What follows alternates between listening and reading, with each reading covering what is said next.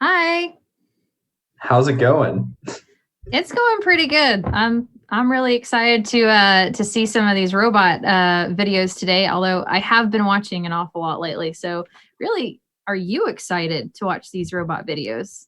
Definitely. I just want to take a moment to say hello to everybody watching on Twitch. Everybody, if you're like me, I've been very excited for this moment to get to actually finally see what some of the teams are working on and see some of the first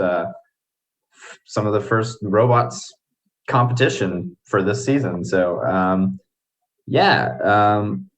Without further ado, I mean, Okay.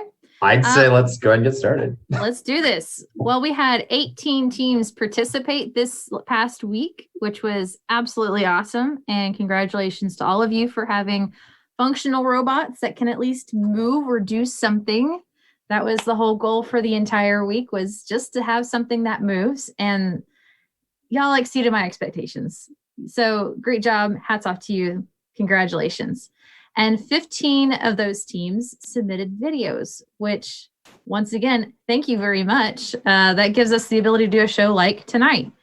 So, all these videos, I audited every single one. I watched every one that you submitted to me, and I have suggestions for improvements on how you do your scoring and refereeing, things to kind of watch out for, because this is a whole other ball game that we're all. It's just a big change. So I have all that ready. I just haven't emailed that out to every single team yet, and so I will do that probably late this evening. So you will be getting those in your inbox sometime in the very near future. So, Kyler, let's get on with some videos. Yeah, as Miss Ingrid said, we've got 15 teams who submitted videos. So Miss Ingrid has actually gone through all of these videos and picked out some of the best shots, actions, and saves by the robots. So it's very exciting. Let's take a look.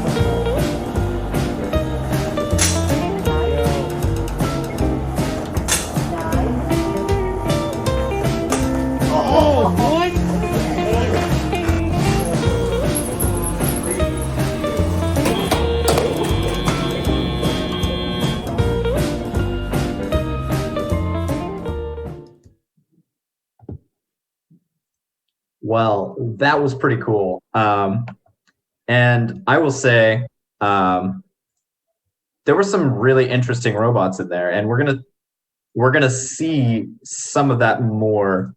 Sorry, I had to mute my Twitch stream there for a second. But we're gonna see some more robots later on. And I saw some really cool mechanisms in there, some really cool shooters, and like I said, we're gonna see some more of that later. I am also excited to see more of each of these robots because, I mean, obviously this is just the first competition of the season. There's Well, there's going to be a lot of progress from here. So I had no expectations, or even I didn't even dream that any of these robots could potentially even hit power shots, like maybe get a high goal in, or maybe get it. Oh my gosh, we're seeing high goals, we're seeing mid goals and power shots, not just one, but multiple power shots. And so you guys just keep going, keep working hard. And I can see how those wobble goals are very difficult to mess with. Like originally I was like, okay, yeah, just don't tip it over, but they tip over so easily. So I can see how yeah, difficult that is. there's definitely some interesting challenges this year. And speaking of challenges and questions, Yeah. we've got some questions. At a competition, we have the question box. So we've had some people send in some video submissions, and I'm going to pass it off to Miss Ingrid. All right. We have 3 questions from some submissions that I got. 2 of them are video. So thank you very much for submitting video. But it's absolutely okay if you just want to type it in and we'll just get it answered right here. So, Chris, can you show us question box number 1?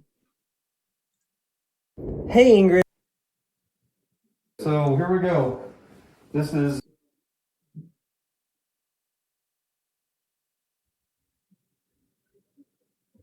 Hey Ingrid, Mitchell here from Team 5553, the RoboComets. We have a question regarding the autonomous mode. During autonomous, if our robot overshoots a ring over every single goal past the net and everything, is our human player allowed to pick it up, or is it just dead? Anyway, thank you.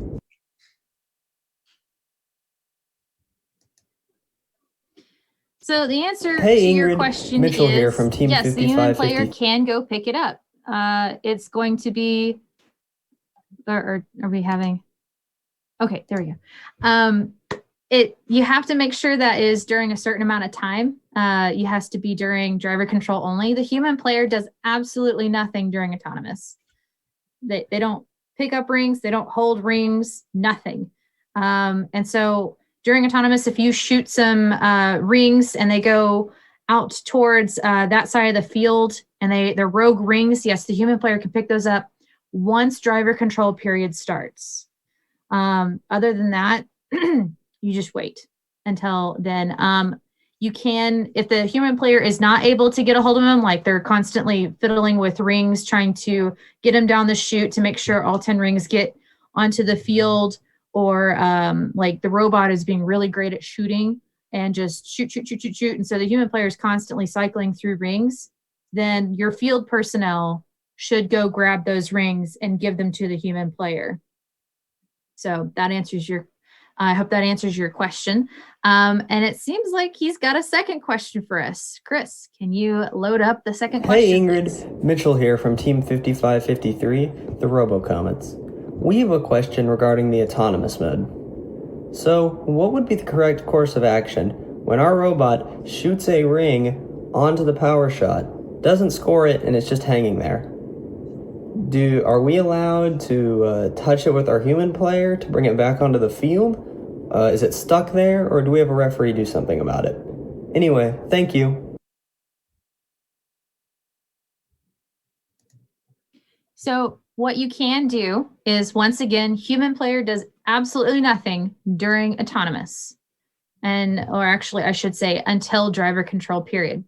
So once driver control period starts, if there is no robot within 2 feet of the power shot area or the tower, that whole area, if there's no robot near that, and also if there is no robot behind the launch line or looking like it's going to shoot towards the tower or the power shot area, then it is safe for the human player to reach in, grab that ring real quick, and take it out. So we have another question. This one was a written question. What do you do when a ring gets, sorry, not that one. Is it okay to knock over the starter stack of rings during autonomous? It is okay to do so. You can even use those rings during autonomous if you would like.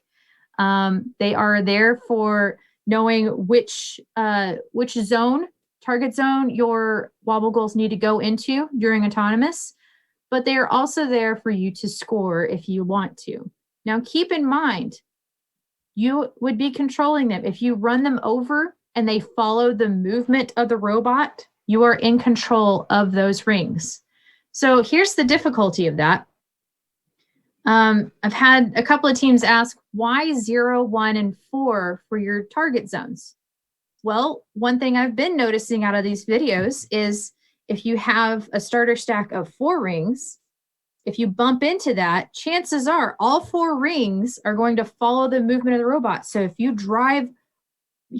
just drive straight over that thing, you might have 4 rings that go with the movement of the robot. Therefore, you're controlling them. Autonomous, you can still have controlling issues.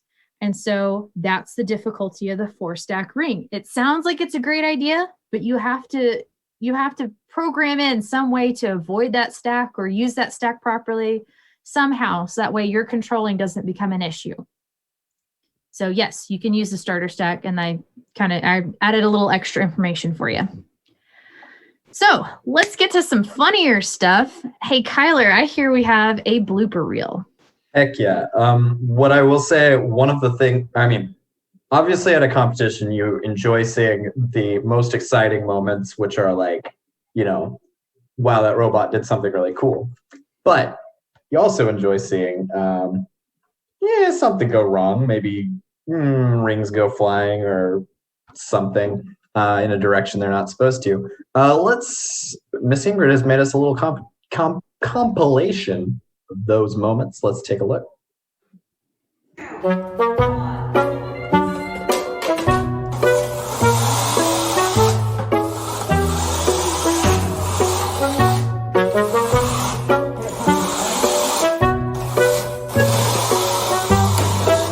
Oh, knocked it out.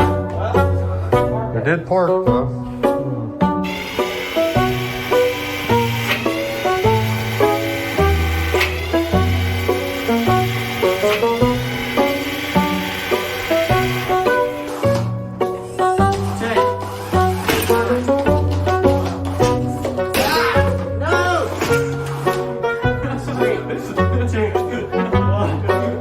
It is parked over there.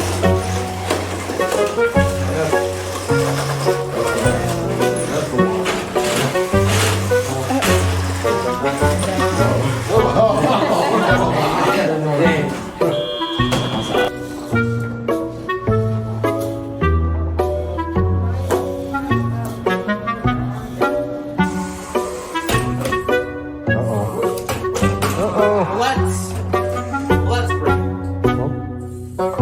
Don't panic.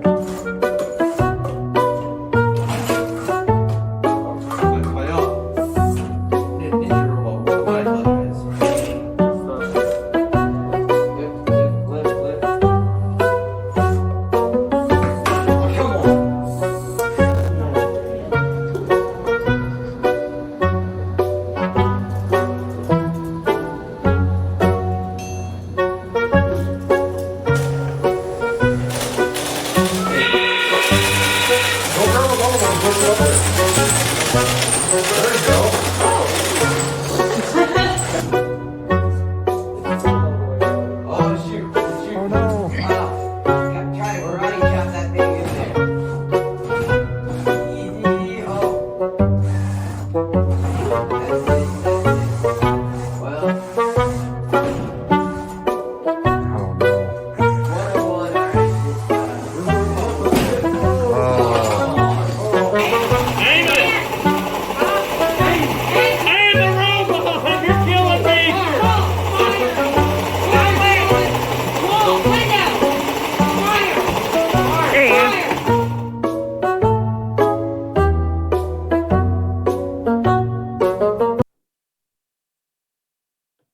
There was that was definitely interesting. But what I will say is a couple of things. First of all, there were still some really cool mechanisms that I saw in there, and I can imagine what they would look like working correctly. And you've got a lot of time to get those working. So Very Yes. excited about that. Other thing is that with this being a virtual event, we didn't have a single robot just sit on the field and do nothing for a whole match because, you've got all day to fix that. I don't think, correct me if I'm wrong, but I don't think we got a submission of a robot sitting on the field doing absolutely nothing because they No. had connection issues. No, there were a couple of submissions that were just, they were able to do one thing and they did it and then they sat the rest of the match. And that's okay. That's A-okay with your first match. That's where we're at in the competition right now. But no connection issues that's a big win over a lot of events that I've been to. Yeah, that is very true. I think we had a couple that had connection issue, but I think it was just they forgot to have a full battery or they lost a connection, a wire actually came out, something like that. And that's going to happen if you haven't tested your robot over and over again to see if it actually functions or it wants to tear itself apart. That's where those problems come into play is, oh no, I disconnected myself. Yeah. You're all at a robotics competition, you're always going to run into stuff that you don't expect to happening. And that's okay. It's kind of fun sometimes, even if we can learn to laugh at our errors, then it becomes a lot more fun. Yes. But also looking forward to seeing, once you get a little more practice aiming with those shooters, I'm looking forward to seeing some better, some more exciting from a standpoint of being able to score some really high points. Right. Speaking of scoring some really high points, I'm really doing well with these transitions here today. It's our first show. We'll get better, I swear. Yeah. So this is we've got a couple of matches that we're going to show you. We've got the number one autonomous and the number one overall score or teleop score that we're gonna take a little bit of a closer look at. So for this event, the top autonomous mode goes to Team Tin 355 Project Peacock for a 71 point auto. So let's take a look at that. So here we go. This is Oklahoma League meet number 1, Project Peacock. Pecan! Match number 5. Number 5. They're initialized on the field. We're going to randomize. I'm showing no rings on the field. So remove the rings and let's give those to our human player. Come on, human player. Where did we? Oh, it doesn't matter. All right, here we go. All right, let me show match. Show match. Are we ready? We are ready. On the 3, 2, 1. All right, we have one water bowl in scoring position. Going for the second one. Second water bowl.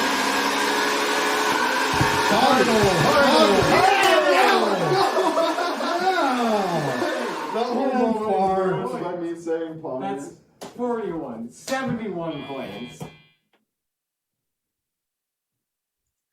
That was, I would say, pretty beautiful to watch. I think with no rings on the field, if that's pretty close to the highest number of points you can get, the only way to get more points would be to do all 3 power shots, right? I think so. Well, no, if you had 4 rings on the field, then you could get 1 more high goal and the 3 power shots. Yeah, but this match only had 0 on the field. So, yeah. That's the weird thing about this. Yeah. That's kind of strange, but yeah. So now let's take a look at the top teleop and also top overall match, which goes to Team 10641 Atomic Gears. It's a 112 point auto, or no, teleop. Tele-op, yeah. 112 point teleop, and overall score of 173 points. So let's take a look at that.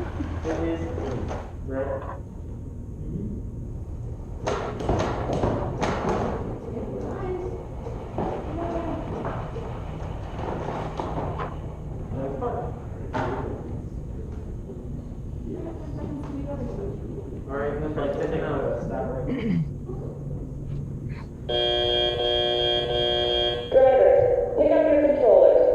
3, 2, 1.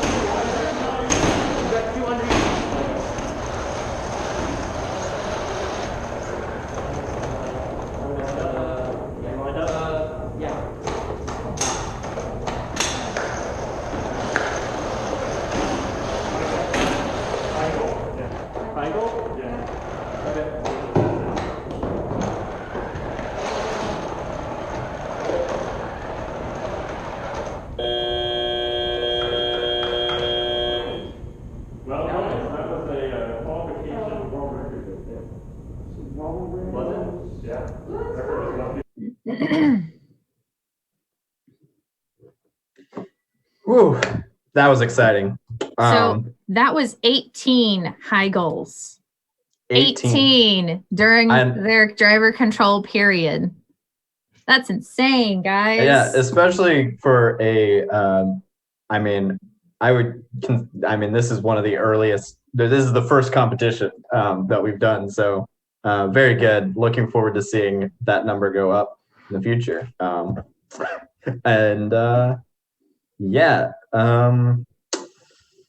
Shall we move on to some rankings? Yes. So you've seen the robots. You've seen it's a couple of matches. You've seen some highlights. But now let's take a look at the rankings because, you guys want to know how you placed. All right. So it'll surprise you to know that even though they made the top score of the week, Atomic Gears is not the first ranked. It is actually, can you guys see the screen? That's working on it. Hold on a sec. There it is.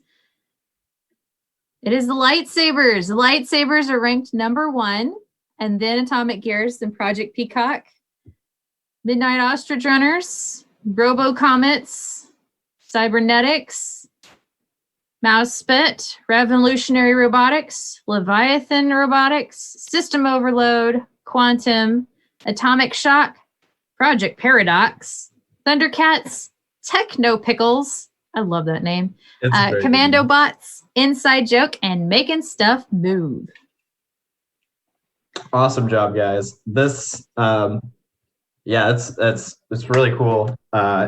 Despite not being able to do a whole lot of anything, you guys are still, there's still some really competitive teams, and I'm looking forward to seeing how this continues through the season. But also, we've got how many more league meets per team?